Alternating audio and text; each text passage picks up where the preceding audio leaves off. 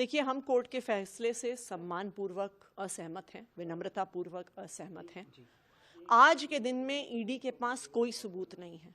2 साल की इन्वेस्टिगेशन के बाद भी उन्हें 1 रुपया भी प्रोसीड्स ऑफ क्राइम नहीं मिला है। जो उनका पूरा केस है वो ऐसे विटनेसेस के आधार पर बना हुआ है जिनको पहले गिरफ्तार किया जाता है, उन पे दबाव बनाया जाता है और फिर आम आदमी पार्टी और अरविंद केजरीवाल के खिलाफ बयान दिए जाते हैं। चाहे राघव मगुंटा हो, चाहे शरद रेड्डी हो, जिनके आधार पर ईडी ने पूरी अपनी रिमांड एप्लीकेशन बनाई है। जब उनकी पहले क्वेश्चनिंग हुई, वो कहते हैं हम आम आदमी पार्टी के किसी नेता को नहीं जानते, हम विजय नायर को नहीं जानते, हम अरविंद केजरीवाल से नहीं मिले, हमने किसी को कोई पैसे नहीं दिए। गिरफ्तारी के बाद उन पे दबाव बनाया जाता है, उनसे आम आदमी पार्टी के खिलाफ स्टेटमेंट्स लिए जाते हैं और जैसे ही वो स्टेटमेंट दे देते हैं कुछ दिन में उनको बेल दी जाती है।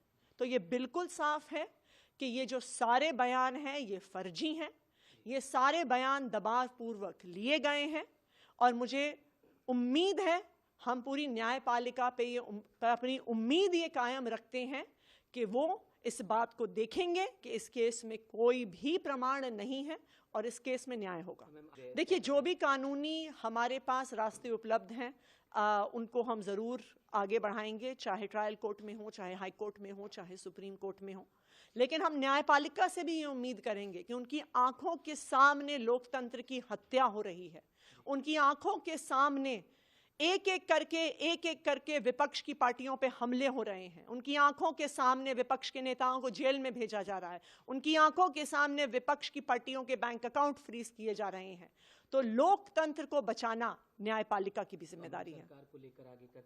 देखिए, ये भारतीय जनता पार्टी का व्हाट्सएप प्रोपेगेंडा है। अरविंद केजरीवाल दिल्ली के मुख्यमंत्री थे, हैं और रहेंगे। कोई भी कॉन्स्टिट्यूशनल और लीगल बार नहीं है उन पर मुख्यमंत्री रहने की।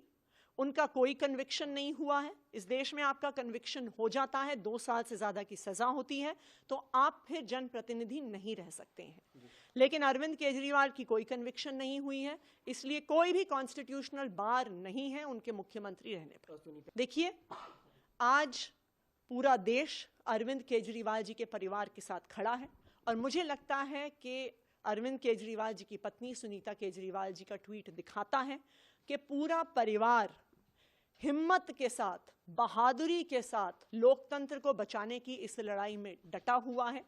इससे ज्यादा मुश्किल परिस्थिति एक परिवार के लिए क्या हो सकती है कि एक पिता, एक पति, एक बेटा जेल चला गया है, उनको पता नहीं है कब वापस आएंगे, लेकिन वो परिवार टूटा नहीं है।